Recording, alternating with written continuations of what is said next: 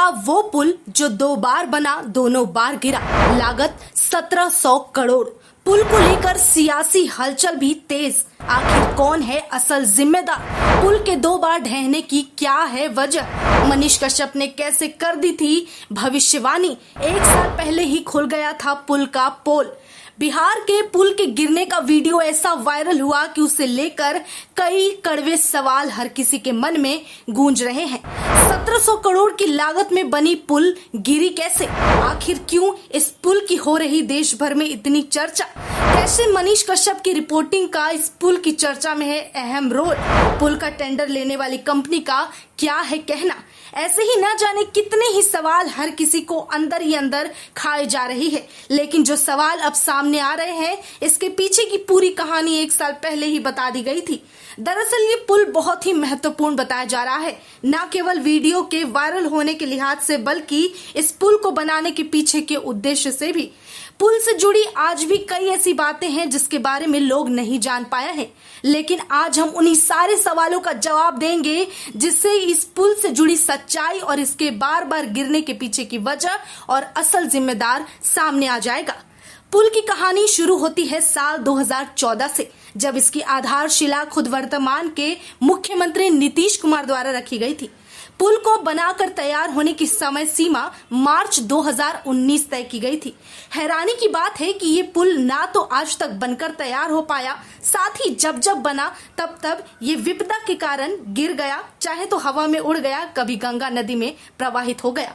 जो वीडियो इन दिनों बिहार के भागलपुर पुल का वायरल हो रहा है, वो ताश के पत्तों की तरह ढह जाता है। देखते देखते काफी लंबा पुल अचानक से समुद्र में खो सा जाता है।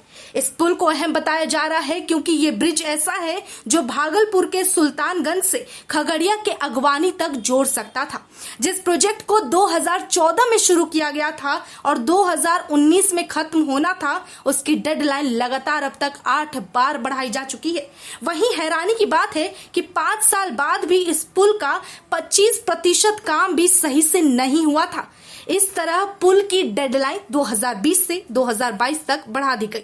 अब बात उस घटना की कर लेते हैं जब पहली बार पिछले साल ये पुल बनकर गिर गया था। पिछले साल 30 अप्रैल की बात है, जब तेज बारिश और हवा की वजह से पुल के 2 पिलर गिरे थे।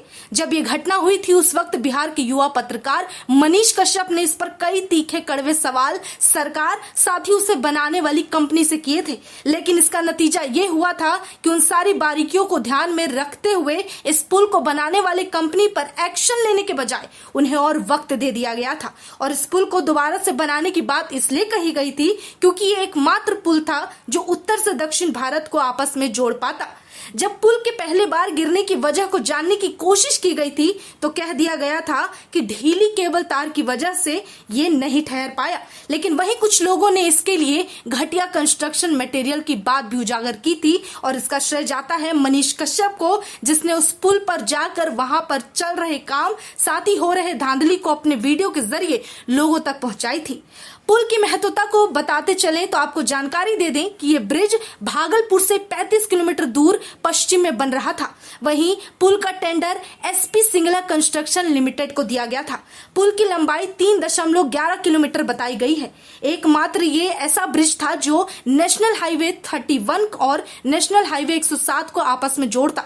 पुल के कारण सुल्तानगंज और खगड़िया, सहरसा, सुपौल, मधेपुरा जैसे कई जिलों की दूरियां कम हो जाती और आसानी से आवागमन का रास्ता खुल जाता।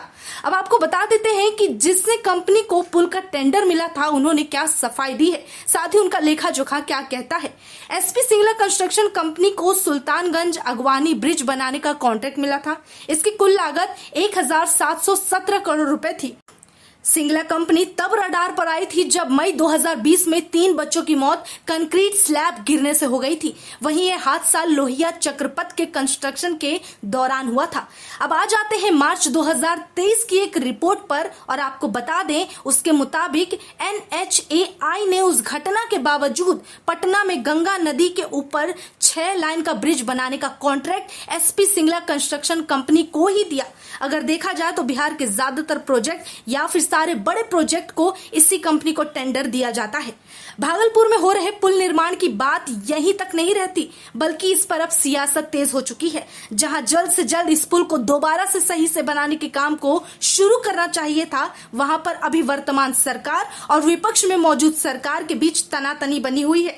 दोनों एक दूसरे के खिलाफ बयानबाजी कर रहे हैं, लेकिन इस बात की गंभीरता कोई नहीं समझ रहा कि जो 1700 करोड़ की लागत में बनी उस पुल में लगाई गई है, जो देखते देखते ताश की पत्तों की तरह बहती गंगा में डूब गई, वो पैसा और किसी का नहीं बल्कि आम जनता का है। ये पुल का गिरना एक भारी क्षति के तौर पर बिहार के आने वाले भविष्य को दिखाता है। जहां बात विकास और जागरूकता की होनी चाहिए थी, वहां इस तरह की घटना बहुत ही शर्मसार करने वाली है। इस बात से हैरानी ज्यादा होती है कि जब पुल में कमी को उजागर करते हुए मनीष कश्यप ने बीते साल वीडियो बनाई थी, तो उस पर संज्ञान क्यों नहीं लिया गया था, जिसमें उन्होंने वहां पर अपील भी की थी और एक बार इस पुल के निर्माण पर ध्यान देने के लिए कहा था। जांच कमेटी बैठाने की बात की गई थी, लेकिन हर किसी ने उसे अनदेखा किया और आज नतीजा ऐसा है कि 1700 करोड़ की लागत में बना पुल ऐसे ही गंगा नदी में प्रवाहित हो गया।